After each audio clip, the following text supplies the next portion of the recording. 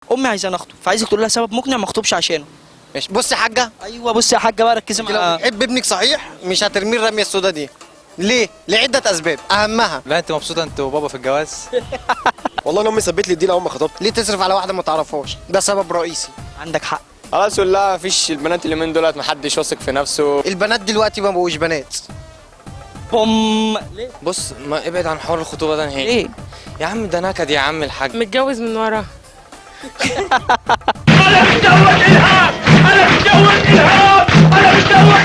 ده انت يا لهوي ما اقولكش بقى، كل يوم عيد حب، عندك عيد حب، عيد ميلادك انت اللي هتجيب لها هديه، كمان او عيد ميلادها، كمان وعيد الام، كمان وعيد الفطر، كمان وعيد الاضحى، كمان. بلاش حد بيك وعيش حياتك براحتك وما تخطبش. هتتنكد عليه طول النهار.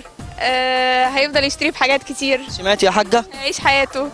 مش هيخرج مع اصحابه. انت رايح فين جاي منين كل الكلام ده.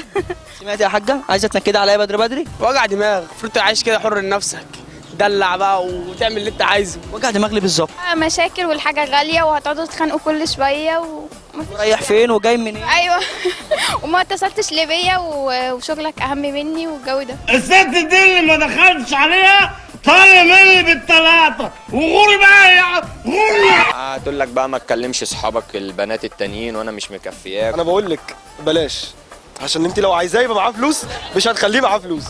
بلاش والله. اوعى تخطب. ليه؟ نصيحة من حد ملتزم منها، تقعد بقى تقرفك انت رايح فين انت جاي منين، وهي كذلك هتكون مخنوقة جدا. نكديه بقى وقرف وخنقه ومشاكل، واحنا انا ما بحبش الحاجات دي بصراحه. ولا انا. اهو يعني ما يا حاجه ما ينفعش والله يا حاجه كده. يا حاجه انت بترمي ابنك يا مامتك بتحبك؟ لا. عشان كده ماشي يا حاجه. سبب مقنع تخطب عشانه، مش ما تخطبش عشانه. عايزه اخطب انت يعني؟ لا ما انت لازم تخطب. ليه؟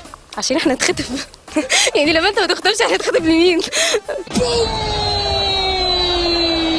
في منتصف الجبهه. طب قولي لي اسباب تقنعني ان انا اخطب. لو هجيب لك بنت عروسه بسم الله ما شاء الله وكويسه وغنيه، لا انا ما عنديش مانع انك انت تخطب. البنات اصلا كلها في الكليات دلوقتي، يعني عارف اللي هي جايه بيس كده، كله ايه هدفه في الاخر هو هياخد شهاده بس هدفها في الاخر ان هي جايه تاخد عريس. ما تخطبش.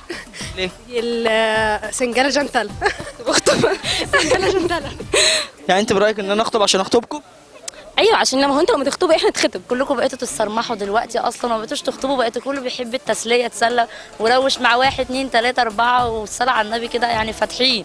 فانتوا اللي خليتوا نسبه العنوسه تزداد. طب طلع الشده رافينا عليك. بس انا لو خطبت ابقى عايش في نكد وحزن ورايح فين وجاي منين والكلام ده. انت خبز.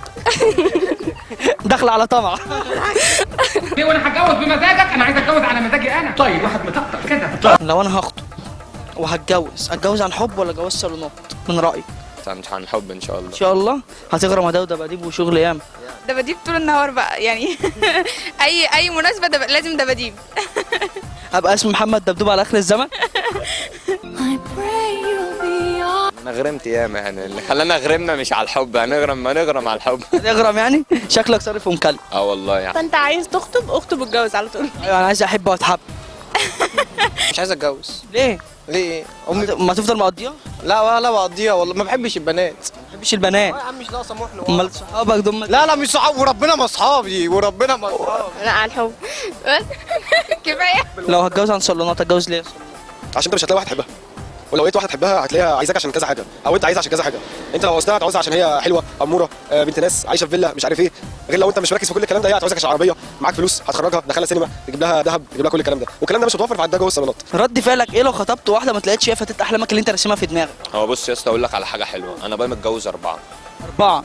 اقسم بالله ابو الجبار. لا ما هو طبيعي ان انا هبقى متخيلها هيفاء وهبي وهتطلع احلام، مش فتاة احلامي، هي هتطلع احلام في الاخر. كده هسيب امه وش. هطلع امها. طلع امها من اولها كده. من اولها كده، اصل انا بتعصب بسرعه ساعات. بس اهم حاجة يكون بيهزر كتير وبيضحك كده عشان انا بحب الناس دي. بس يعني فرفوش زي كده. يكون فرفوش. ايوه انا بقى متجوز 4، بس لو ما مليتيش عينيا مش هتجوز عليك، بس ان شاء الله هي هتملى عينيا. بتنصحني تقول لي ايه؟ اوعى تخطب. قولها لها بقى هنا. اوعى تخطب. سمعتي يا حاجه؟